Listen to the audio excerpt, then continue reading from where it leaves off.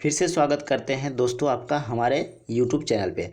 दोस्तों जैसा कि आप जानते हैं कि आपके एग्ज़ाम में बहुत ही कम दिन बचे हैं, मुश्किल से 17 दिन बचे हुए हैं। ठीक है, प्रथम पाली का जो एग्ज़ाम होगा उसमें केवल 17 दिन आपके पास हाथ में है और आपके पास समय कम है, इसलिए आपको ज़्यादा से ज़्यादा तैयारी करना होगा। उसी को ध्यान में रखते हुए इस चैनल पे स्पेशल साइंस का वीडियो लाया जा रहा है और आपको जीके जीएस पढ़ना है तो आप जा कर के मास्टर माइंड ऑफ जीके पे जा कर के देख सकते हैं। वहाँ पे वीडियो आप देख सकते हैं और वहाँ पे 8:30 बजे आपका लाइव क्लास लिया जाता है, तो आप वहाँ पर ज़रूर जा कर के देखें। और स्पेशल साइंस के लिए और करंट अफेयर्स के लिए आप हमारे चैनल पर देखें। तो चलिए वीडियो को शुरू करते हैं। इसमें हम 40 इंपॉर्टेंट क्वेश्चन लेकर के आए हैं, जो कि बायो से है, केमिस्ट्री से है, फिजिक्स से है, यानी कहें तो साइंस से ही सब का सब VVI very very important question का संग्रह है। तो आप वीडियो को शुरू से अंत तक जरूर देखिएगा। चलिए हम शुरू करते हैं वीडियो को। पहला प्रश्न को देखिए। पहला प्रश्न में कह रहा है कि किस विटामिन की कमी से पैलाग्रा पैलाग्रा रोग होता है। क्या कह रहा है कि कौन सा विटामिन की कमी से पैलाग्रा रोग होता है। तो आप गेस कीजिए दोस्तों, ऑप्शन चार्ट हो दिया हुआ है, इसमें सही आंसर कौन सा हो जाएगा। तो इसमें सही आंसर हो जाएगा नियासिन। नियासिन जो है, एक मिनट दोस्तों, नियासिन जो है, नियासिन की कमी से, नियासिन एक विटामिन है जिसको हम लोग B3 कहते हैं। क्या बोलते हैं? विटामिन B3 भी उसको बोलते हैं, जिसके कमी से आपका पैलाग्रा रोग होता है। अच्छा, इस रोग में क्या होता है ये भी थोड़ा जान लीजिए। इस रोग में दस्त होता है, ठीक है, और यह त्वचा से संबंधित रोग उत्पन्न करता है और इसमें भ्रम की भी स्थिति पैदा होती है और मेमोरी लॉस होने का खतरा ज़्यादा बन जाता है। तो पहला प्रश्न क्लियर हो गया। दूसरा प्रश्न को देखिए। बहुत इंपॉर्टेंट क्वेश्चन है कि निम्नलिखित में से किस एक विटामिन का निर्माण हमारे शरीर द्वारा किया जाता है। आप गेस कीजिए दोस्तों, विटामिन ए है ना, बी है, सी है या डी है। कौन सा विटामिन है जो हमारे शरीर द्वारा निर्माण उसका किया जाता है। तो इसका सही आंसर हो जाएगा विटामिन डी। अगला प्रश्न को देखिए। निम्नलिखित में से कौन एक रोग विषाणु जनित नहीं है। अब गेस करना है, 4 ऑप्शन दिया हुआ है, इसमें आपको गेस करना है कि कौन सा रोग है जो विषाणु से नहीं होता है। तो चिकन पॉक्स जो रोग है यह विषाणु से होता है, एड्स भी विषाणु से होता है, हेपेटाइटिस भी विषाणु से होता है, लेकिन निमोनिया जो है, निमोनिया रोग है जो बैक्टीरिया से होता है। क्या किससे होता है? जीवाणु से होता है। अच्छा दोस्तों, अगर पूछे चिकन पॉक्स से क्या प्रभावित होता है, तो चिकन पॉक्स से हमारा पूरा शरीर प्रभावित हो जाता है। एड्स से क्या होता है? एड्स जो है WBC, वाइट ब्लड सेल जिसको बोलते हैं, वह प्रभावित होता है। और हेपेटाइटिस से आपका लीवर प्रभावित होता है। ये तीनों का ऑप्शन जो ABC लिखा हुआ है, यह सभी विषाणु जनित रोग है। केवल न्यूमोनिया जो है वह क्या है? बैक्टीरिया से होता है, जीवाणु से होता है। और इसमें निमोनिया में आपका क्या प्रभावित होता है? फेफड़ा प्रभावित होता है। अगला प्रश्न को देखिए। कोलेस्ट्रॉल की अधिकता निम्नलिखित में से किस रोग का कारण है। दोस्तों, अगर किसी को कोलेस्ट्रॉल हो जाए तो क्या कौन सा बीमारी उसको हो सकता है? तो उसको हृदय संबंधी, क्या हृदय संबंधी उसको बीमारी होने का खतरा बढ़ जाता है। और कोलेस्ट्रॉल कैसे बढ़ता है? ज़्यादा चिकनाहट वाला चीज़ खाने से, आपका ज़्यादा तेलीय चीज़ खाने से कोलेस्ट्रॉल बढ़ता है और उस कोलेस्ट्रॉल बढ़ने से हृदय संबंधी रोग होने का खतरा बढ़ जाता है। इसलिए ऑप्शन हमारा बी बिल्कुल सही आंसर हो जाएगा। नेक्स्ट देखिए, 5 नंबर, बहुत इंपॉर्टेंट क्वेश्चन है कि कौन सी धातु मुक्त अवस्था में मिलती है। गेस कीजिए दोस्तों कि कौन सा धातु है जो मुक्त अवस्था में मिलता है। तो इसका सही आंसर हो जाएगा सोना। सोना जो है आपका मुक्त अवस्था में पाया जाता है। अगला प्रश्न को देखिए, 6 नंबर को। कोहरे में निम्नलिखित में से कौन सा कोलाइड तंत्र अभिव्यक्त होता है। यानी कोहरा जो होता है तो कौन सा कोलाइड तंत्र बनाता है। तो इसका सही आंसर हो जाएगा गैस में द्रव। गैस में द्रव का जो एक कोलाइड तंत्र बनता है। अगला प्रश्न को देखिए। इकोलॉजी संबंधित है, तो इकोलॉजी किससे संबंधित है? इकोलॉजी जो है जीव और पर्यावरण के सहसंबंधों को अध्ययन को हम लोग इकोलॉजी कहते हैं। यानी कहें कि जीव है और पर्यावरण के बीच में जो आपसी रिलेशन होता है उसको हम कहाँ स्टडी करते हैं, किससे वो संबंधित है? तो वह इकोलॉजी से संबंधित है। अगला प्रश्न को देखिए। 8 नंबर प्रश्न है कि दर्द निवारक दवाएं कहलाती है। आप गेस कीजिए दोस्तों कि दर्द निवारक दवाएं क्या कहलाती है। तो दर्द निवारक दवाएं एनाल्जेसिक कहलाती है। क्या कहलाती है? एनाल्जेसिक कहलाती हैं। अगला प्रश्न को देखिए, बहुत ही इंपॉर्टेंट क्वेश्चन है कि पृथ्वी एक बहुत बड़ा चुंबक है, ठीक है। इसका चुंबकीय क्षेत्र किस दिशा में विस्तृत होता है? फिर से प्रश्न को देखिए कि पृथ्वी जो है हमारा बहुत बड़ा चुंबक है और इसका चुंबकीय क्षेत्र किस दिशा में विस्तृत होता है? इसका सही आंसर हो जाएगा दक्षिण से उत्तर दिशा में। किस दिशा में? दक्षिण से उत्तर दिशा में चुंबकीय क्षेत्र जो पृथ्वी का है वह विस्तृत होता है। अगला प्रश्न को देखिए, पी टाइप अर्धचालक बनाने के लिए शुद्ध सिलिकॉन में मिलाए जाने वाले अपद्रव्य परमाणु निम्नलिखित में से किसके हैं? आप गेस कीजिए दोस्तों, इसका आंसर हो जाएगा बोरॉन। क्या हो जाएगा? बोरॉन। अगला प्रश्न को देखिए, किसी वस्तु के गति को, बहुत इंपॉर्टेंट क्वेश्चन है, किसी वस्तु के गति को सुपरसोनिक गति यानी कि प्राध्वनिक गति कहा जाता है जब उसकी मैक संख्या होगी। उसकी मैक संख्या क्या होगी? हाँ दोस्तों, फिर से एक बार इस प्रश्न को देख लीजिए। इसमें कह रहा है कि किसी वस्तु के गति को सुपरसोनिक गति यानी कि प्राध्वनिक गति कहा जाता है जबकि उसकी मैक संख्या कितनी होती है? तो उसका आप गेस कीजिए दोस्तों, तो उसका एक से क्या हो जाएगा? एक से अधिक जब होता है उसका मैक संख्या तो वह सुपरसोनिक गति कहलाता है। आप देख लीजिए दोस्तों, अगर कि इसमें होता है कि सुपरसोनिक भी होता है, सोनिक भी होता है, सबसोनिक होता है और हाइपरसोनिक होता है। अगर 1 से 5 के बीच में हो, ठीक है, 1 to 5 हो तो वह आपका कहलाता है सुपरसोनिक। अब ठीक है, अगर 1 के बराबर हो तो उसको हम लोग बोलते हैं सोनिक, और 1 से अगर कम हो, लेस देन 1 हो तो उसको बोलते हैं सबसोनिक। अगला प्रश्न को देखिए, किसी पिंड को एक निश्चित बिंदु के परितः एक तल में घुमाया जाता है तो उसके कोणीय संवेग की दिशा होगी। बहुत इंपॉर्टेंट क्वेश्चन है। किसी पिंड को एक निश्चित बिंदु के परितः एक तल में घुमाया जाता है तो उसके कोणीय संवेग की दिशा क्या होगी? घूर्णन तल पर लंब रेखा। क्या होगा?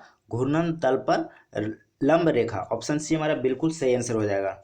अगला प्रश्न को देखते हैं, बहुत ही इंपॉर्टेंट क्वेश्चन है। कह रहा है दो प्रोटॉनों के बीच प्रतिकर्षण बल कार्य करता है, उनके बीच दूरी कम करने पर स्थितिज ऊर्जा में क्या परिवर्तन होगा? आप जानते हैं दोस्तों कि प्रोटॉन पे प्लस चार्ज होता है, और कह रहा है एक और प्रोटॉन ले लीजिए, इस पे भी प्लस चार्ज होता है। अब दोनों को कहता है कि आप दोनों के बीच में कौन सा फोर्स लगेगा? फोर्स ऑफ रिपल्सन यानी प्रतिकर्षण का बल लगेगा। और उसको बोल रहा है कि दोनों को एक दूसरे के क्लोज लाते हैं। जब क्लोज लगाइएगा तो इस सिस्टम पे आपको कार्य करना होगा, जिसके चलते इसकी स्थितिज ऊर्जा क्या हो जाएगा? बढ़ जाएगा। तो इसका सही आंसर हो जाएगा ऑप्शन डी। अगला प्रश्न को देखिए, लोहे के टुकड़े का भार मिट्टी के तेल की अपेक्षा पानी में होता है। आप गेस कीजिए दोस्तों कि लोहे के टुकड़े का भार मिट्टी के तेल की अपेक्षा पानी में क्या होता है? तो इसका सही आंसर हो जाएगा अधिक होता है। क्या होता है? अधिक होता है। लोहे के टुकड़े का भार मिट्टी के तेल की अपेक्षा पानी में अधिक होता है। चूंकि आप जानते हैं कि मिट्टी के तेल का घनत्व जल की अपेक्षा बहुत कम होता है, इसीलिए लोहे के टुकड़े का भार मिट्टी के तेल की अपेक्षा पानी में अधिक होता है। अगला प्रश्न को देखिए, बहुत इंपॉर्टेंट क्वेश्चन है। यंग गुणांक ताप से किस प्रकार प्रभावित होता है? यानी कि यंग गुणांक जो है अगर टेम्परेचर बढ़ेगा या घटेगा तो उस पर क्या प्रभाव पड़ेगा? तो यंग गुणांक ताप से किस प्रकार प्रभावित होता है? तो इसका सही आंसर हो जाएगा ताप बढ़ने के साथ यह क्या होता है? घटता है। टेम्परेचर बढ़ेगा तो यंग गुणांक जो है वो क्या होगा? घटेगा। अगला प्रश्न को देखिए, ये तो आप जानते हैं कि निम्नलिखित में से वह कौन कौन सा कण है जो ऋणात्मक रूप से आवेशित होता है? तो इसका सही आंसर हो जाएगा इलेक्ट्रॉन, ऑप्शन डी। अगला प्रश्न को देखिए, 17 नंबर प्रश्न में आते हैं, प्रत्यावर्ती धारा यानी कि जिसको एसी करंट बोलते हैं, क्या बोलते हैं? Alternating current. एसी करंट को दिश धारा यानी डीसी डायरेक्ट करंट में परिवर्तित किया जाता है। कौन सा इंस्ट्रूमेंट है जिसके द्वारा एसी को डीसी में कन्वर्ट किया जाता है? तो इसका सही आंसर हो जाएगा रेक्टिफायर। रेक्टिफायर के द्वारा हम लोग एसी को डीसी में कन्वर्ट कर सकते हैं। अगला प्रश्न को देखिए, हाइड्रोजन के समस्थानिक होते हैं। तो हाइड्रोजन के कितने समस्थानिक होते हैं? तो हाइड्रोजन के 3 समस्थानिक होते हैं। कौन कौन होते हैं? आप देख लीजिए, आपको बताते हैं।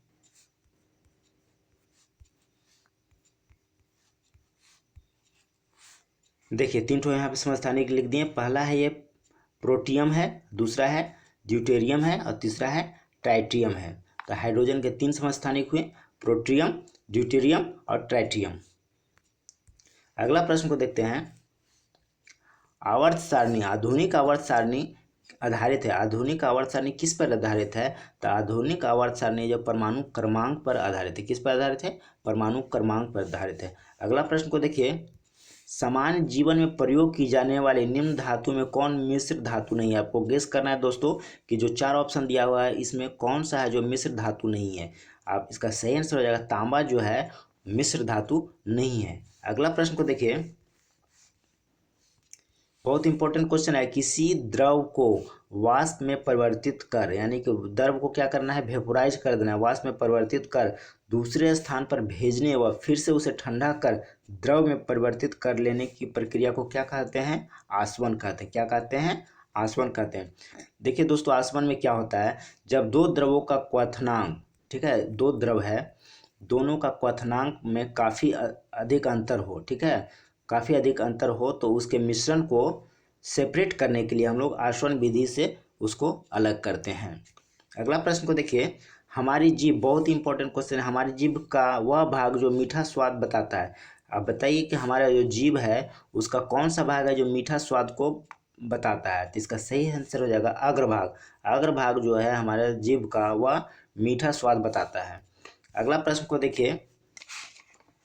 यदि, बहुत इंपॉर्टेंट क्वेश्चन है, यदि पिता ए, अगर कोई पिता है उसका ब्लड ग्रुप ए है, माता का ब्लड ग्रुप बी है, तो उसका बच्चा होगा उसका ब्लड ग्रुप क्या होगा? तो अब गेस कीजिए दोस्तों क्या होगा। बहुत इंपॉर्टेंट क्वेश्चन है। तो उसका सही आंसर हो जाएगा ए, यानी कि अगर बाप का ग्रुप ए है ब्लड ग्रुप और माता का ब्लड ग्रुप बी है तो उसका संतान का क्या ग्रुप होने की संभावना है? ए भी हो सकता है, बी भी हो सकता है, ए बी भी हो सकता है और ओ भी हो सकता है। अगला प्रश्न को देखिए। रक्त में होता है, रक्त में क्या होता है? तो रक्त में 55% प्लाज्मा और 45% कणिकाएँ होती हैं। क्या होती हैं? 55% प्लाज्मा और 45% कणिकाएँ होती है। अगला प्रश्न को देखिए दोस्तों। 25 नंबर प्रश्न को देखते हैं कि निम्नलिखित में से वह कौन सी कंप्यूटर स्मृति है जिसे आंकड़ों और प्रोग्राम के अल्पकालिक संग्रहण के लिए प्रयोग किया जाता है? तो इसका सही आंसर हो जाएगा रैम। रैम का प्रयोग किया जाता है। रैम का अगर फुल फॉर्म पूछे तो रैंडम एक्सेस मेमोरी होता है। अगला प्रश्न को देखिए। निम्नलिखित में से किस अंग में रक्त शुद्ध होता है, यानी कि ब्लड का प्यूरिफिकेशन कहाँ होता है? गेस कीजिए दोस्तों। तो ब्लड का प्यूरिफिकेशन वृक्क में होता है, जिसको हम लोग किडनी बोलते हैं, वृक्क। अगला प्रश्न को देखिए। निम्नलिखित में से किस प्रक्रिया के दौरान बहुत मात्रा में ऊर्जा बाहर निकलती है? आप गेस कीजिए। 4 ऑप्शन दिया हुआ है कि इसमें से किस में है जो सबसे ज़्यादा हीट मतलब निकलता है? तो इसका सही आंसर हो जाएगा वायु श्वसन। वायु श्वसन में आपका सबसे ज़्यादा हीट निकलता है। किसके तुलना में? वाष्पोत्सर्जन, किण्वन और अवायु श्वसन। अवायु श्वसन, इस 3 ऑप्शन के तुलना में वायु श्वसन में, जिसको एरोबिक रेस्पिरेशन भी बोलते हैं, उसमें सबसे ज़्यादा मात्रा में ऊष्मा निकलता है। अगला प्रश्न को देखिए। यह आपका लेंस दर्पण से संबंधित प्रश्न है। जब किसी वस्तु को सी और एफ के बीच रखा जाता है तो अवतल दर्पण में आकृति कहाँ बनेगी? देखिए दोस्तों, ये अवतल दर्पण हो गया, यहाँ पे इसका पोल हो गया, यहाँ पे उसका एफ हो गया, यहाँ पे उसका सी हो गया। अब कह रहा है वस्तु को अगर सी और एफ के बीच में रखेंगे तो उसका प्रतिबिंब कहाँ बनेगा? तो उसका प्रतिबिंब जो है सी के बाहर बनेगा और आवर्धित बनेगा और वास्तविक बनेगा। तो इसका सही आंसर हो जाएगा सी के बाद। अगला प्रश्न को देखिए। धातु जो है आघात वर्धनीय और कोमल होती है, क्यों होती है? तो इसका सही आंसर हो जाएगा धातु के परमाणुओं की परतें एक दूसरे पर फिसल सकती है, जिसके चलते धातु जो है आघात वर्धनीय और कोमल होती है। 30 नंबर प्रश्न को देखिए। निम्नलिखित में से कौन सा उपकरण परिपथ में विद्युत धारा का पता लगाता है? तो इसका सही आंसर हो जाएगा गैल्वेनोमीटर। गैल्वेनोमीटर से हम लोग विद्युत धारा का पता लगाते हैं किसी भी उपकरण में, ठीक है। और गैल्वेनोमीटर क्या है? एक प्रकार का अमीटर है। अगर वोल्ट मीटर से पूछे तो वोल्ट मीटर से क्या हम मापते हैं? वोल्टेज को मापते हैं। अगला प्रश्न को देखिए। बहुत ही इंपॉर्टेंट क्वेश्चन है। यदि दो पिंडों के बीच की दूरी को दुगनी कर दी जाए तो उनके बीच गुरुत्वाकर्षण बल हो जाएगा। देखिए दोस्तों, गुरुत्वाकर्षण बल का फॉर्मूला होता है F बराबर G m1m2/r²।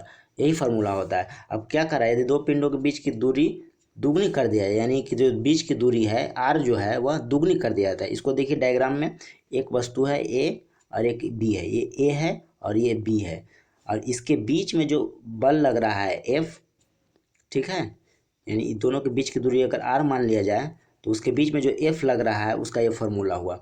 अब क्या कर रहा है कि इसको दुगना कर दिया जाता है। r का वैल्यू 2 बैठाइएगा तो उसका स्क्वायर कीजिएगा तो क्या आ जाएगा, 4 हो जाएगा, यानी कि टोटल का 1/4।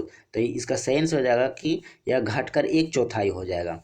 दो पिंडों के बीच की दूरी दुगनी कर दी जाए ना, तो उसके बीच गुरुत्वाकर्षण बल जो लगेगा वह 1/4 हो जाएगा, यानी घटकर 1/4 हो जाएगा।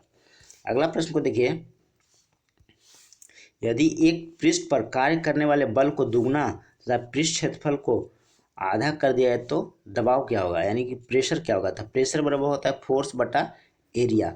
अब कह रहा है कि आपका बल को क्या करना है, पृष्ठ पर कार्य करने वाले बल को दुगना कर दिया जाए, यानी कि यहाँ 2 से गुना कर दिया जाए, और पृष्ठ क्षेत्रफल को आधा कर दिया जाए, यानी इसको आधा कर दिया जाए, तो ये फिर 2 ऊपर चला जाएगा तो क्या हो जाएगा, 4 × F/A हो जाएगा। तो इसका सही आंसर होगा 4 गुना हो जाएगा। तो 32 का A हमारा बिल्कुल सही आंसर हो जाएगा। 33वां प्रश्न को देखिए, बहुत ही इंपॉर्टेंट क्वेश्चन है, न्यूमेरिकल टाइप का है कि वायुमंडल के दाब पर हीलियम को एकाएक दबाकर उसका आयतन आधा कर दिया जाए तो उसका दबाव होगा। देखिए दोस्तों, फार्मूला हम लोग जानते हैं कि P1 V1 बराबर होता है P2 V2, ठीक है। तो अब आपका इसको हम P2/P1 निकाल लेते हैं, तो क्या हो जाएगा, यह V1/V2 हो जाएगा। अब देखिए क्वेश्चन क्या कर रहा है कि वायुमंडल के दाब पर हीलियम को एकाएक दबाकर उसका आयतन आधा कर दिया जाए, यानी कि यह तो V1 रहेगा, और इसको बोल रहा है कि आधा कर दिया जाता है, तो V1/2 हो जाएगा, ठीक है। आधा करता है, फिर इसको जब उलटिएगा तो 2 ऊपर चलेगा, V1 से V1 कट जाएगा, इधर 2 हो जाएगा। अब इधर आपका P2/P1 है, P2/P1 है और इक्वल टू 2, इसलिए आपका P2 बराबर क्या हो जाएगा, 2 × P1, यानी कि 2 वायुमंडल के दाब उसका बराबर हो जाएगा। अगला प्रश्न को देखिए, प्रोटीन संश्लेषण होता है, प्रोटीन संश्लेषण कहाँ होता है, तो राइबोसोम में प्रोटीन का संश्लेषण होता है, इसलिए ऑप्शन बी हमारा बिल्कुल सही आंसर हो जाएगा। 35 नंबर प्रश्न को देखिए, पौधे को सबसे अधिक जल किस मिट्टी से प्राप्त होता है, तो पौधे को सबसे अधिक जल चिकनी मिट्टी से प्राप्त होता है, इसलिए ऑप्शन ए हमारा बिल्कुल सही आंसर हो जाएगा। फिर देखिए नेक्स्ट, निम्नलिखित में से किसका घनत्व जल के घनत्व से कम होता है। अब गेस कीजिए दोस्तों कि किसका घनत्व है जो जल के घनत्व से कम होता है, तो इसका सही आंसर हो जाएगा कॉर्क। आप देखिए एल्युमिनियम का कील अगर पानी में डालिएगा, पानी में अगर एल्युमिनियम का कील डालिएगा, ठीक है, अगर यह बुकेट है, इसमें पानी भरा हुआ है, इसमें अगर एल्युमिनियम का कील डालिएगा तो वह नीचे चला जाएगा, लौह का कील भी डालिएगा तो वह भी नीचे चला जाएगा, तांबा का कील भी डालिएगा तो वह भी नीचे चला जाएगा। क्यों चला जाएगा, क्योंकि इसका जो डेंसिटी है, इसका जो घनत्व है, जो पानी के घनत्व से ज़्यादा होता है, लेकिन कॉर्क जो है वह पानी के सतह पर तैरता रहेगा, इसलिए क्योंकि इसका जो डेंसिटी है, घनत्व है, जो पानी के घनत्व से कम होता है, इसलिए ऑप्शन हमारा डी बिल्कुल सही आंसर हो जाएगा। अगला प्रश्न को देखिए, बहुत इंपॉर्टेंट क्वेश्चन है कि किए गए कार्य को ऋणात्मक माना जाता है जब बल विस्थापन की दिशा, कहता है कि जो हमारा वर्क डन जो होता है वह ऋणात्मक कब होता है, तो जब ऋणात्मक कब होगा, जब बल की दिशा बल के विपरीत दिशा में हो, ठीक है, विस्थापन जो हो बल के विपरीत दिशा में हो। ऑप्शन ए, जैसे अगर ये कोई फर्श है और यहाँ पे कोई वस्तु रखा हुआ है, ठीक है, अगर इसमें फ्रिक्शन फोर्स लग रहा है, इस डायरेक्शन में फ्रिक्शन फोर्स लग रहा है